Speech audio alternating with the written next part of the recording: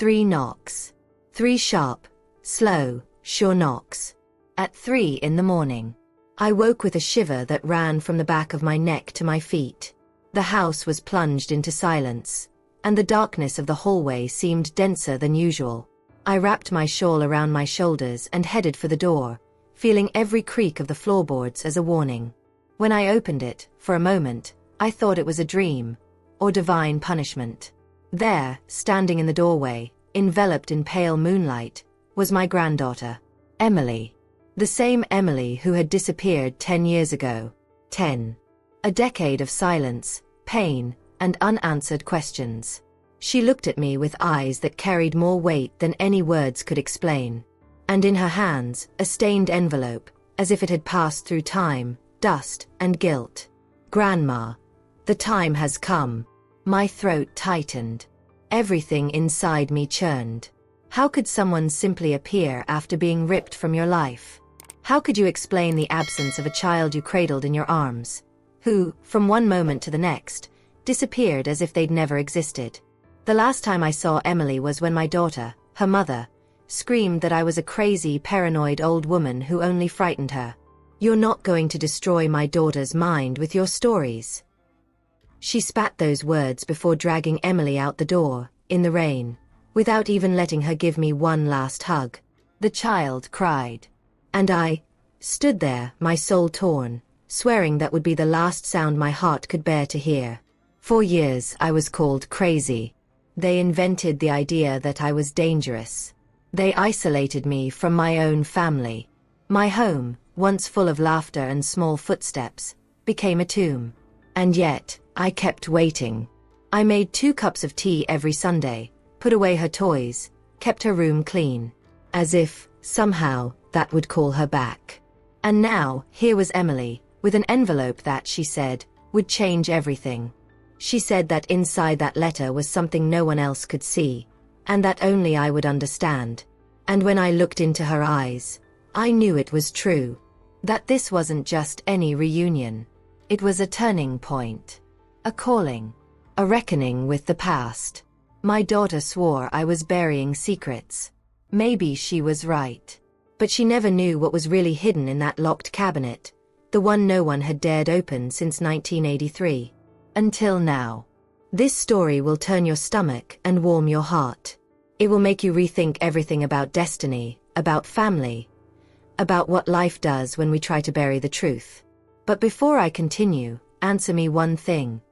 Do you believe in destiny? If so, subscribe to the channel now and comment below. I want to know who still believes that what is ours somehow finds its way back. Because when Emily placed that envelope in my hands, I knew. Time had gone back. And nothing, absolutely nothing, would ever be the same again. I closed the door, turned off all the lights, walked to the forbidden closet and touched what no one had dared to touch since that day. Before the silence, there was good noise. Laughter, dishes clanging in the kitchen, the sound of Emily's little runs down the hallway, and my daughter, even with her outbursts, was still a constant presence. The house had a soul. I would wake up early, put the coffee on, and begin the routine of someone who lives for love, preparing everything for others, without thinking about myself. It was like breathing, natural, invisible. But now I understand. No one ever asked if I wanted to be taken care of too. I was that grandmother who knew where everything was. The one who memorized her granddaughter's drawings and saved the scratched-out papers like diplomas. I baked chocolate chip cake on rainy days and left the blanket warm in the sun so she could sleep warm at night. My life was this silent dance of small gestures that no one sees, but that sustain everything. But even with so much love, that's when everything began to fall apart. My daughter, Emily's mother, was always intense, temperamental. But there were days when she seemed like a different person. She began to look at me suspiciously, as if I were an obstacle, a nuisance. "You need to stop filling Emily's head with those old stories," she would say, always with that sharp look, as if I were to blame for still having a memory. The problem was never the stories. The problem was that the stories I told had too much truth. And some truths are like mirrors. They show what no one wants to see. The trigger was a trivial argument, the kind that happens in any home. I asked her to come home early. Emily had a cold. She screamed, threw the house key on the table, and said she was tired of taking care of me. That I wasn't her mother. That I was a burden. Yes, those were the words. You're a burden, Ruth. Always have been. And in that moment, something inside me broke. I didn't cry. Or argue. I just went to the window. And stayed. 4 hours. I watched her leave with Emily. I saw the car turning the corner. And I stayed there, as if I could still hold them with my eyes. In the days that followed, I tried calling, texting, and asking acquaintances for help. Everyone said she had the right to move on. And me. I should accept it. But how do you accept being erased from the life of someone you raised with such sacrifice? I found myself alone in a house full of absent voices. The toys remained in the same place. Emily's cup was still in the sink. And every afternoon at 5, I made tea. One for me and one for her. It was my small protest against absence. My way of keeping hope alive. But hope comes at a price. And silence is a cruel levy. I began to wonder if I'd done something wrong. If loving too much could also be a flaw. No one came. No sign. No apologies. Only the echo of memory, hammering home what could have been different. I was no longer the active woman I once was. My legs felt heavier. My head felt heavier too. But inside me, there was an invisible resistance. Something that wouldn't allow me to surrender completely. And that kept me going, even when everything fell apart. I had to learn to live with absence as if it were a new routine. Me, the empty chair, the scent of lavender on her pillow, and the old drawings stuck to the fridge. Time slowed me down, but it didn't erase me. And it was in this state, between pain and the stubbornness of someone who doesn't give up, that I spent all those years. Until tonight. Until the third knock. Until Emily returns with that stained envelope.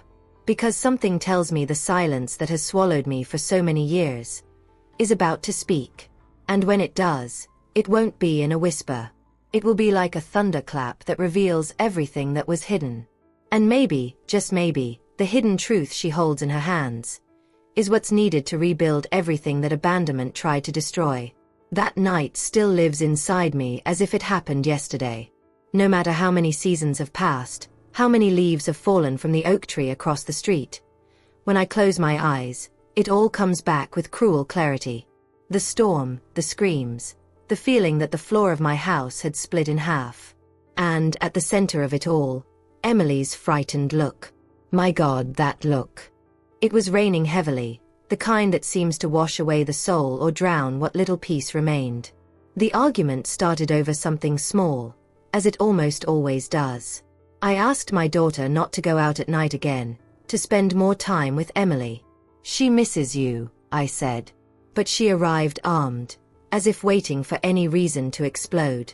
You're not in charge here anymore, Ruth. This house is a museum, and you're the ghost that haunts it. Words that burned more than the icy wind that night. Emily, then just 7 years old, was sitting on the couch, hugging her stuffed bunny, the one I'd sewn for her when she was a baby. She looked from side to side, trying to understand what was happening, trying to find a safe haven amidst the storm. And in that moment, I saw fear settle in her eyes. A fear I've never been able to erase from my memory. My daughter went to her, hurriedly pulling her by the arm. I begged, pleaded, placed my hands on her chest. Please don't take my granddaughter like that. She's scared. That's when she screamed. Loudly. With anger, with pent-up hurt, with a fury that came from places I might never have been able to reach. You'll never see Emily again. Never again. She stomped out, the girl in tears, without even looking back. And before slamming the door shut, she gave one last look, a mixture of defiance and pain. The sound of that knock echoed throughout the house. And, somehow, within me too. I ran to the window and saw the car disappearing into the rain, its headlights distorted by the water running down the glass. There, in that instant, everything shattered. I spent the whole night awake, pacing, feeling like someone had ripped a piece of me out. Emily was more than my granddaughter. She was my friend, my confidant, my second chance to do things differently. And suddenly, she became absence. Emptiness. Silence. In the following days, I tried calling, knocking on my daughter's door, and reaching out to mutual friends. But no one gave me any answers. She needs some time, they said. You have to respect her decision. As if being ripped from the life of someone you love could be resolved with time. As if love were a page we turn. The neighborhood started talking, of course. And the rumors came like rocks. They said I was controlling, that Emily was better off away from me. They said I made things up, that my past was dirty, that I wasn't a good influence. And even though I knew it was all a lie, every word stung like the truth. It was a dark time. Really dark. The kind of darkness that comes not from a lack of light, but from a lack of meaning. I began to question everything.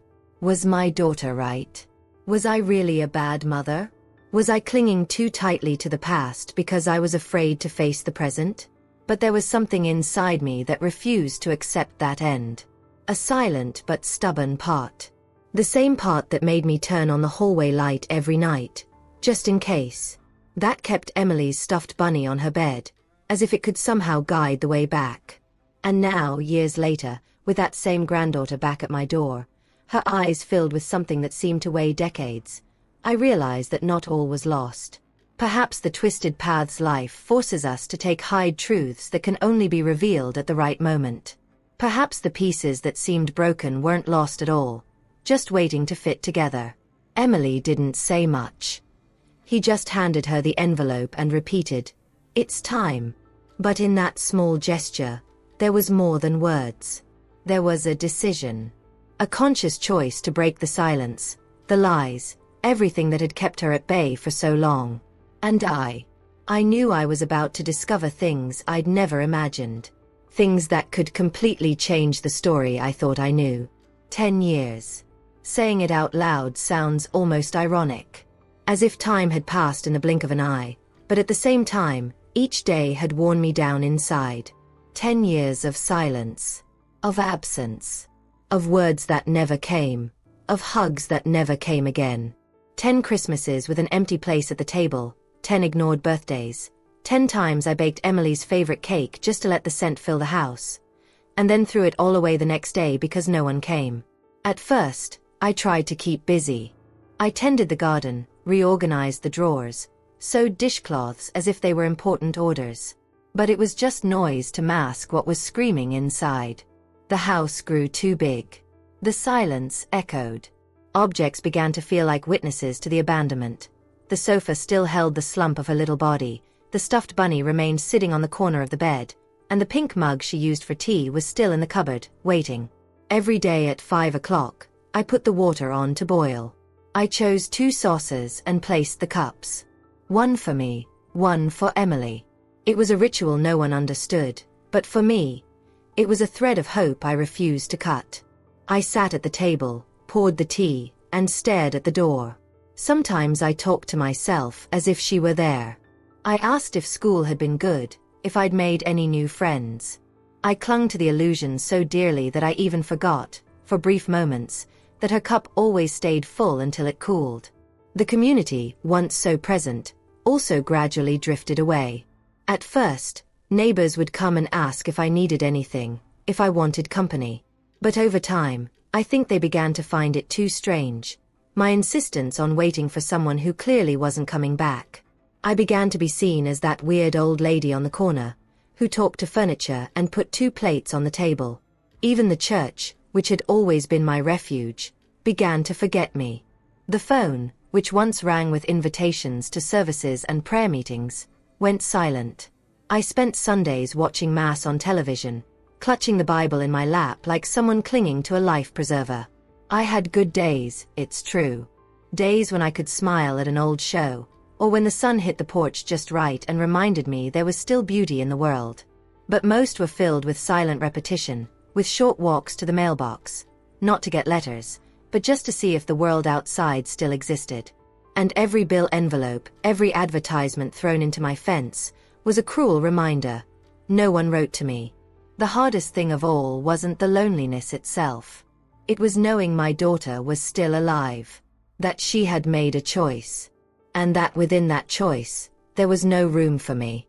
That the blood that once left my body and grew under my roof now pretended I didn't exist. I knew Emily was also growing somewhere. And that killed me. Because every birthday she celebrated without me was a photograph I would never see, a story I would never hear. I lived in a blank space, while her life was written in ink far from my eyes.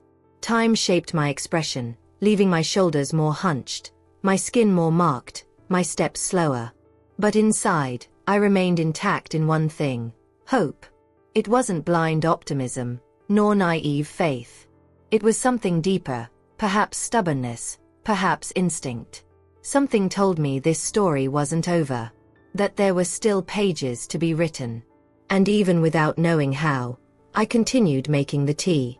Sometimes, when the wind blew hard, I'd close my eyes and swear I heard her voice laughing in the backyard. Emily had that light, free laugh that made anything seem possible. It was in those moments that I believed the journey wasn't yet complete. That absence, no matter how great, couldn't be the final chapter.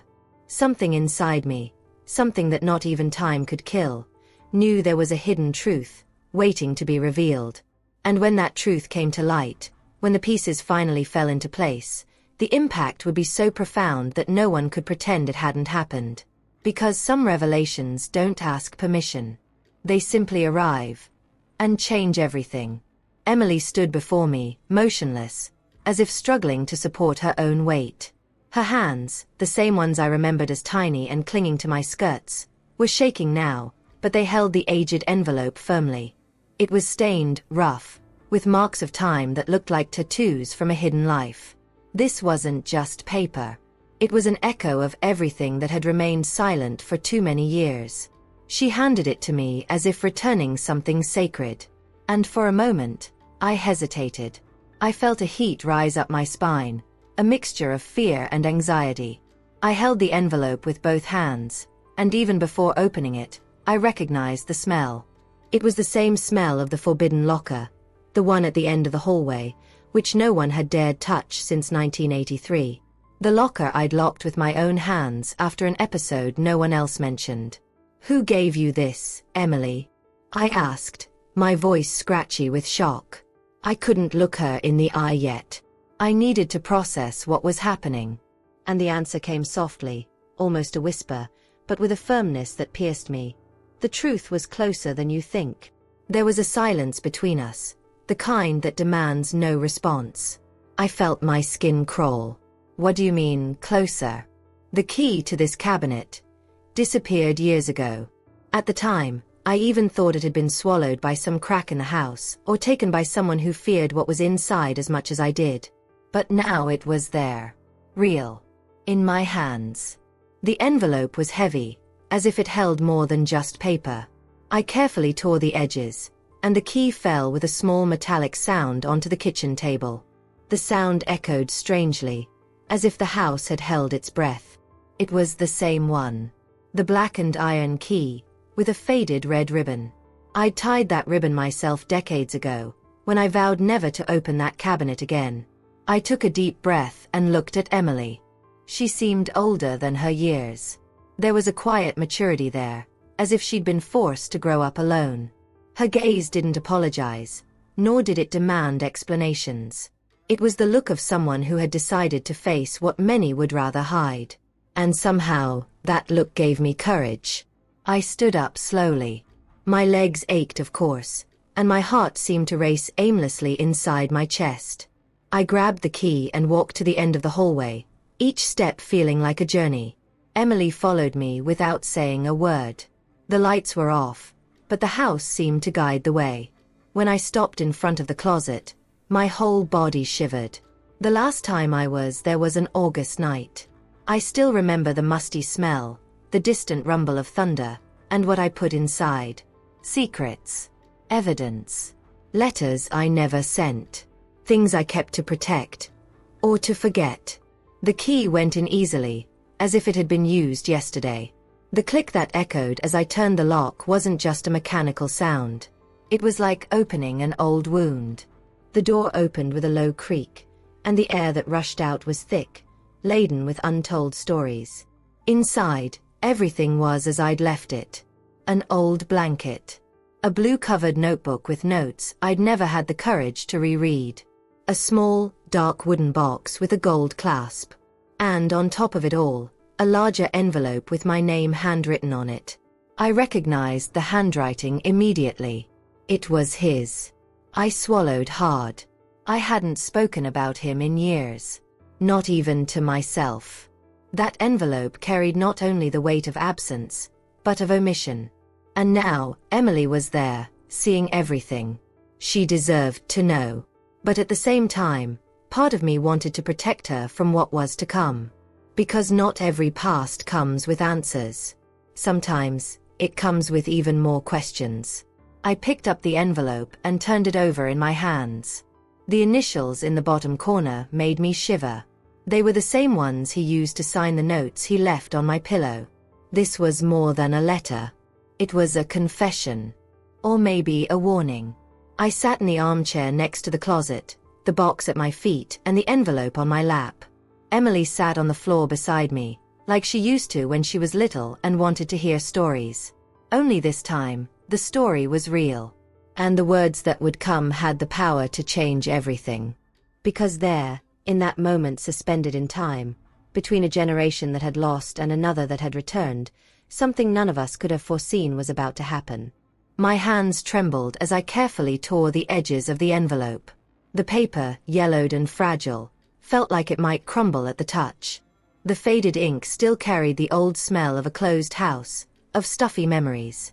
And as I began to read, everything inside me stopped. The words didn't come as an ordinary tale. They came as a confession. A secret passage to a chapter of my life I'd buried too deeply. Perhaps out of fear, perhaps out of shame, or perhaps out of simple self-preservation. The handwriting was my mother's.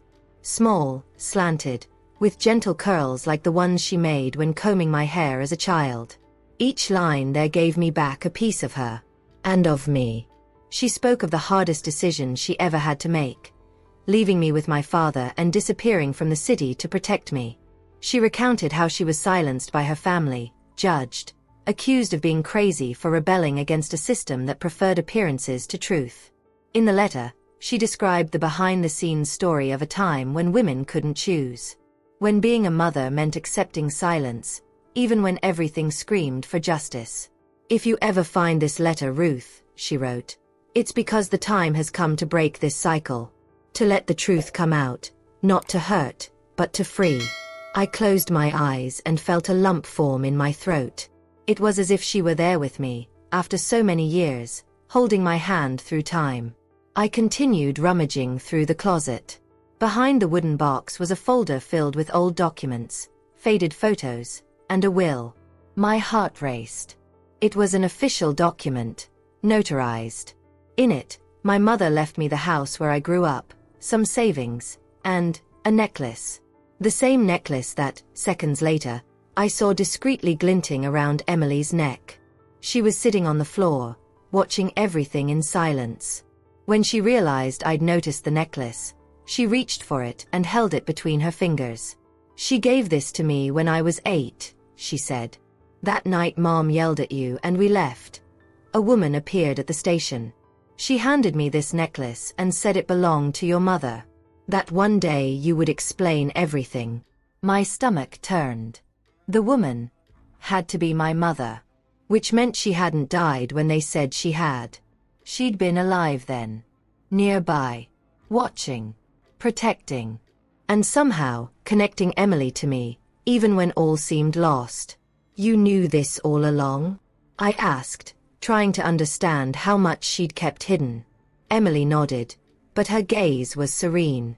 "I didn't understand it all at the time. I was little. But I kept this necklace like a map. And when I grew up, I started searching for the answers." There before me stood my granddaughter, but also a woman. A young woman who decided to face her pain with courage, who refused to accept an incomplete story. Emily had sought the truth on her own. She had retraced her steps, heard whispers of a past no one had the courage to tell. And now she stood there before the open closet, not as someone who had come to ask for forgiveness or explanations, but as someone returning to correct something that should never have been forgotten. The impact of it all was indescribable. The pieces began to fall into place in my mind, and I realized that the closet wasn't just a repository of objects. It was a portal. A breaking point between what I'd been taught to hide and what ultimately needed to be revealed. Each object inside, the letters, the photos, the will, the necklace, was a loose thread in a family tapestry that was never finished. Emily broke the silence of generations with a gesture, with a presence, and with a stained envelope. And perhaps this was the greatest transformation of all. Realizing that what I feared so much, what made me lock doors and hide memories, was actually what could heal me. I looked at her again, this time with different eyes. The necklace reflected the dim light from the kitchen, and for an instant, I saw my mother. I saw the strength that had passed from one generation to the next, even if hidden behind the scenes of our history. Emily reached out, took the wooden box, and opened it without hesitation. Inside, something I hadn't seen since the day my mother left. And in that instant, I felt like everything I thought I knew was about to be rewritten. Inside the small wooden box was something time had not been able to corrupt. A carefully folded handkerchief, hand-embroidered with my mother's initials, and beneath it, a photograph. It was an old black and white image of 3 women. My mother, me as a girl, and a woman I didn't immediately recognize. But there was something in her eyes. A familiarity that pierced through the paper. Emily, seeing my confusion, pointed out, "That's your mother's sister. She lives in Ohio. She's the one who told me everything." It was as if the air had been sucked out of the room. My mother's sister. The aunt everyone swore was dead. So many buried stories, so many decisions shaped by lies. My heart pounded, trying to keep up with the revelation. Emily had found a part of our lineage that had been denied to me. That had been purposefully erased from all family conversations. And now here she was, handing over a piece of the puzzle I never imagined would return to me. "I needed to understand who you were, Grandma," she said with mature calm. "Mom only spoke of you with anger. But even as a child, I sensed there was more behind those words. As I grew older, I began searching. And everything I found led me back to this house." Her voice was firm, but charged with restrained emotion. It wasn't an accusation, nor an outburst. It was a surrender. A genuine desire to rebuild the bridge that life, with its flaws and fears, had destroyed. Emily said she lived for years surrounded by lies and half-truths.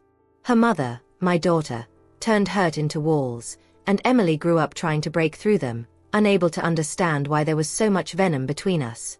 When she met her great-aunt, the woman in the photo, she heard a different version of the story for the first time. She heard me spoken of as a woman who suffered, who protected, who loved until the end. And it was there that she began to piece together what she called her hidden truth. A version of the family that wasn't based on wounded pride, but on rescued memories. She became emotional as she recounted her escape. She said it wasn't an impulsive decision. It was something carefully planned, like someone fleeing not just a home, but a pattern. "I didn't want to repeat what they did to you. I knew that if I stayed, I'd end up erasing parts of myself just to keep the peace. And I didn't want to live in silence." Those words kept echoing in my mind. Emily didn't run away from her mother. She ran toward freedom. An emotional freedom that many women in our family never had. "I chose to come back because no one will be forgotten in this family anymore," she said, her eyes fixed on mine. "We have to stop pretending that pain doesn't leave a mark. And we have to stop treating love as a debt. I am who I am today because of everything you've been through, even without me knowing it." That broke me inside. The force with which she spoke each word showed that she wasn't just a granddaughter searching for her grandmother. She was a woman reclaiming her identity, challenging the narrative she grew up hearing. I remained silent for a moment. I wanted to absorb every sentence, every gesture. The journey she had taken wasn't just geographical. It was internal, mental, spiritual. It was a transformation from the inside out. While so many prefer to repeat what they've learned, Emily decided to break through. She made difficult decisions, choosing a path without guarantees. And yet, she kept going.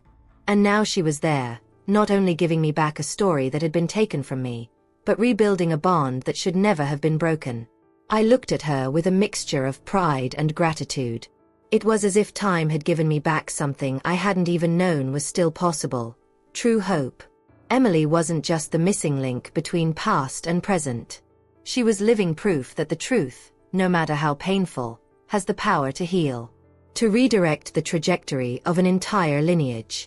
As she returned the items to the box with the same care she'd used when opening it, I noticed her fingers passing over each object as if honoring an invisible inheritance. There was a profound respect there for each woman who came before, for each half-told story, for each forced silence. And in that moment, I understood we were faced with a new opportunity. A rare opportunity to rewrite, together, the backstory of our history. An opportunity to cast aside the scars we were taught to hide and finally, make room for the truths that, for so long, were denied us. Because sometimes, it takes someone who has never experienced the pain firsthand to have the courage to free those who have carried it for years. And Emily did just that. While Emily and I rediscovered the fragments of our story in that forgotten closet, another part of that story followed its own course, far away. My daughter. The one who once called me a burden, who ripped her granddaughter from my arms like someone ripping a page from a book and throwing it into a fire. The one who turned her back on me without looking back. She was now living a very different story than she had imagined. Throughout these years, I often wondered if she thought of me. If some memory made her hesitate, if some scent or old song stirred her conscience. But the answer never came. No call. No letter. No news. Only silence. And silence sometimes speaks louder than sound. It accuses, hides, condemns, all at the same time. But life, yes, has a curious way of returning what was denied. Not out of revenge, but out of balance. And so it was, amid what Emily called emotional detachment, that the news began to arrive. Little by little, like whispers among acquaintances, among neighbors who still remembered what happened. My daughter, the one who once seemed so confident, so determined to erase everything that came before her, now faced the collapse of everything she'd built. The store she'd been so proud of, closed. Debts were piling up. Friends, who once frequented her house like ants to a honeypot, were gone. Messages went unanswered, invitations stopped arriving, and even her social media, always so full of smiling photos, was blank. Emily found out first. She heard it from someone in her family who still followed her from a distance. And while there was hurt, there was no pleasure in it. What she felt wasn't satisfaction, but confirmation. Confirmation that ignoring the past doesn't protect us. It only makes us more vulnerable to repeating the same mistakes, in even more painful ways. I didn't wish my daughter any harm. I never have. But I also never could pretend that what she did didn't hurt me deeply. Sometimes, what we feel is a mixture of pain and compassion, like when you see someone stumble over their own arrogance, and yet you hope they learn something from their fall. The most surprising thing, however, was what happened next. Emily showed me a copy of a letter she herself had sent to her mother. It wasn't an attack, nor a demand. It was a letter of rupture. Clear, direct, but full of dignity. She wrote, "I chose the truth. Not yours, not Grandma's. The truth I found when I decided to seek it alone. And I will no longer live erasing stories to fit into your world." Each word in the letter felt like a well-aimed arrow, not meant to hurt, but to pierce the bubble. That bubble of emotional control, of subtle manipulation, of blackmail that uses affection as currency. Emily chose to break out of it. And in doing so, she freed not only me, but herself as well. The letter was delivered. And, as far as she knew, my daughter read it. She didn't respond. At least, not verbally. But days later, social media revealed something that said more than any response. She had removed her last name from her bio, removed old photos, and a phrase appeared discreetly at the bottom of her profile. Starting over is accepting that you didn't know everything. It was then that I understood. Falling isn't the end. Sometimes, it's the beginning of recognition, of facing oneself. The bankruptcy she was experiencing wasn't just financial. It was of values, of bonds that had been broken by pride. And when the mirrors were finally turned in the right direction, she saw herself as she truly was. Alone, but still with time to rebuild. Emily didn't expect an apology, but she also didn't stop herself from doing what needed to be done. Breaking blind loyalty to pain. Consciously deciding that the legacy she wanted to carry wasn't one of anger, but of reconciliation, even if that didn't mean reconnecting, just stopping bleeding over them. And meanwhile there, in that dimly lit room, I saw before me something I never thought I'd witness. A generation doing things differently. Breaking patterns. And redefining everything. Life's justice doesn't come in the form of punishment. It comes in the form of revelation. And sometimes, it's in the downfall of those who hurt us that we find the missing piece to understand our own strength. It was on a grey afternoon, with the sky threatening rain, that I heard knocking on the door again. 3 knocks, different from Emily's that distant dawn. These were more hesitant, as if each knock had to penetrate a wall of broken pride. I rose slowly from the armchair, my heart beating a strange rhythm. Not of fear, but of anticipation laden with history. When I opened the door, she was there. My daughter. The one who left me with the emptiness of a granddaughter ripped from my arms, with a house drowning in echoes. She was visibly different. The dark circles under her eyes, her face thinner, her shoulders hunched. She seemed smaller. Not physically, but emotionally. The proud, self-assured woman who left here 10 years ago now looked like someone dismantled by her own choices. And for an instant, I saw in her the little girl I once cradled in my arms, still smelling of milk, still whole. "Hi, Mom," she said quietly, dragging out the word mom, as if trying to remember the taste of the word after years of not using it. "Hi," I replied, a lump in my throat. I stood there, waiting. I didn't want to make things easier, nor did I want to be harsh. I just wanted her to say what she needed to say. No shortcuts. "I messed up," she blurted out, like ripping off a bandage. "I messed up with you. I messed up with Emily. And deep down, I think I messed up with myself. I thought I could build something without looking back. Without honoring what came before me. But the truth is, I was just running away." I remained silent. She lowered her gaze. And in that instant, I realized her regret was real. It wasn't an act. It was the result of accumulated pain, of the consequences life had delivered so promptly.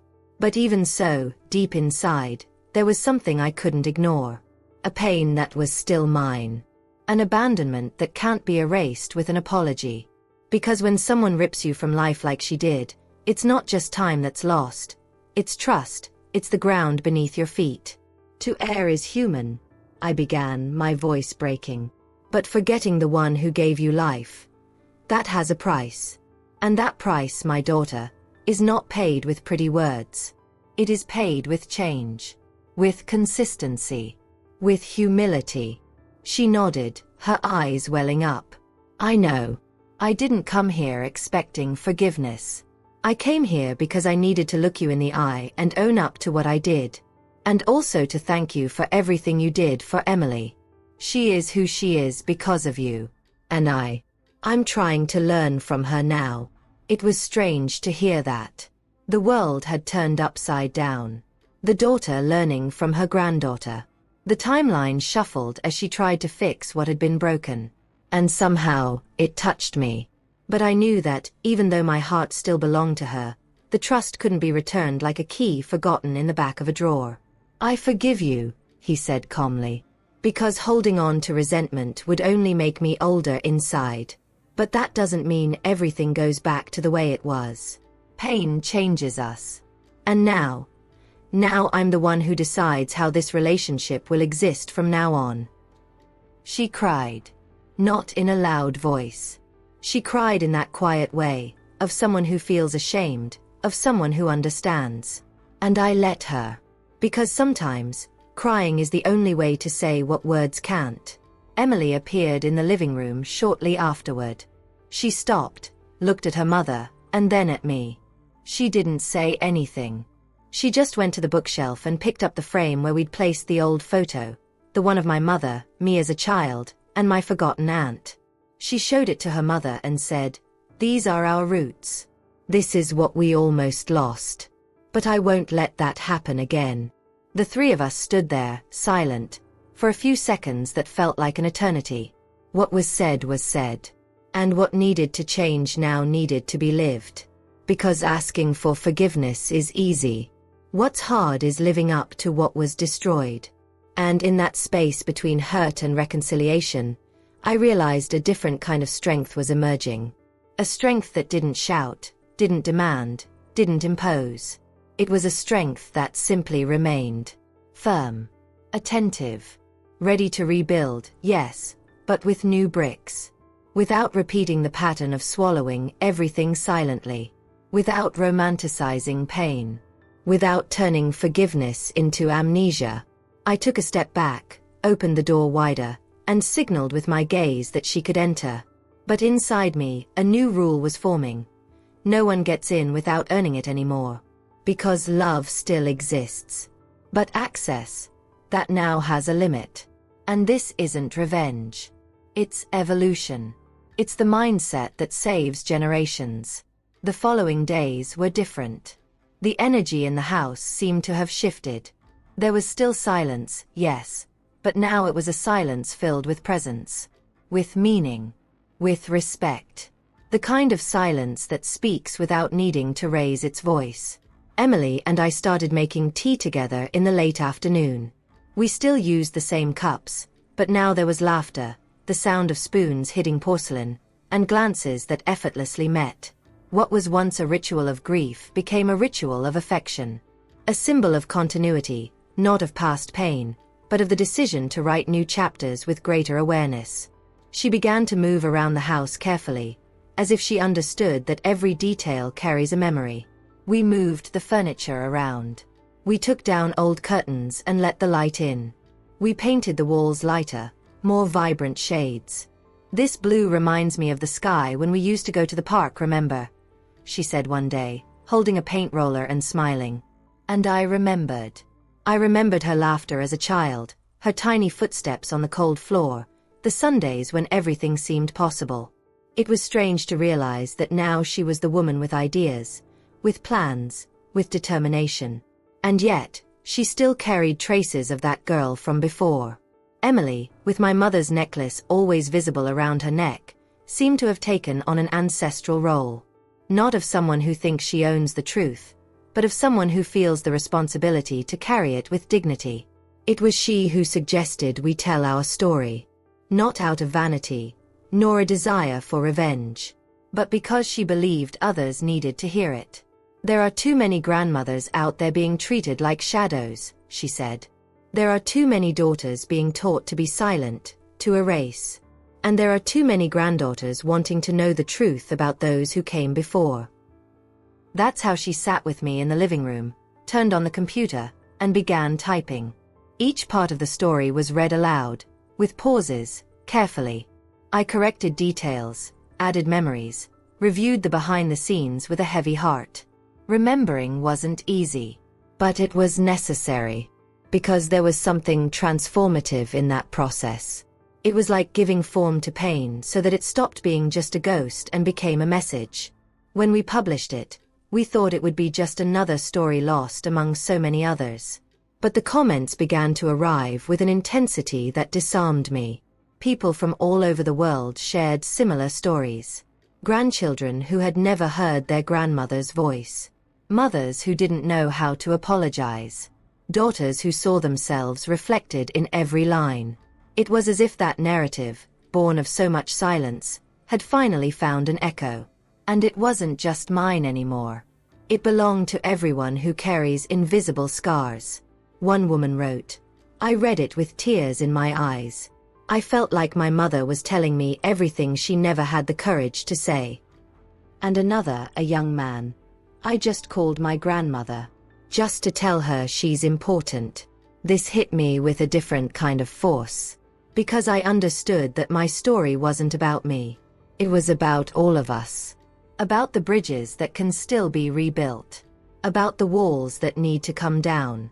About the words that save when they're spoken with truth. Emily cried reading the comments. So did I. But it wasn't tears of sadness. It was the kind of emotion that cleanses. That reorganizes. That liberates. Because after everything, after the years of silence, the loneliness, the fall, the reunion, there was our final message. Not as a full stop, but as a seed. What life doesn't teach with love, she wrote at the end of the text, it exacts with pain. And I couldn't have said it better. Because that phrase didn't come from anger, nor from judgment. It came from experience. From someone who learned firsthand that forgiveness isn't forgetting. It's acknowledging. It's starting over with boundaries, with wisdom, with eyes more attentive to what truly matters. Today, the house is no longer a museum of painful memories. It's a place of passage, of listening, of healing. We welcome visitors. Emily organizes reading sessions, invites other women to talk, to share. She transformed pain into a bridge. And every time someone walks through that door and hears our story, I feel the cycle being redefined. Not because everything has been resolved, but because we've decided not to repeat what hurt us. And it was in that space, between the afternoon tea and the books on the table, that Emily handed me something else. A new envelope. White. Clean. And with it, a question no one had ever asked me. A question that took my breath away for a moment. Because sometimes, true change doesn't come from answers. It comes from those who have the courage to ask. If you've made it this far with me, it's because this story somehow found its way into you. And maybe it reminded you of someone. Or, who knows, it gave you the courage to look more lovingly at some part of your own history that still hurts. If this video truly touched you, if something here resonated with you, subscribe to the channel. We built this space precisely for this. To tell stories that matter, that embrace, that inspire, that transform. That's what drives us here. And if you stayed with me until the end, write in the comments. This message was for me. I will love knowing that you felt every bit of this path with me. Oh, and leave a like on this video. Not because of the algorithm, but because, between you and me, what we've experienced here just now was beautiful, wasn't it? There's a video right here that continues along the same lines, with another powerful story, full of hidden truths. Click and stay with me there. We still have a lot to talk about.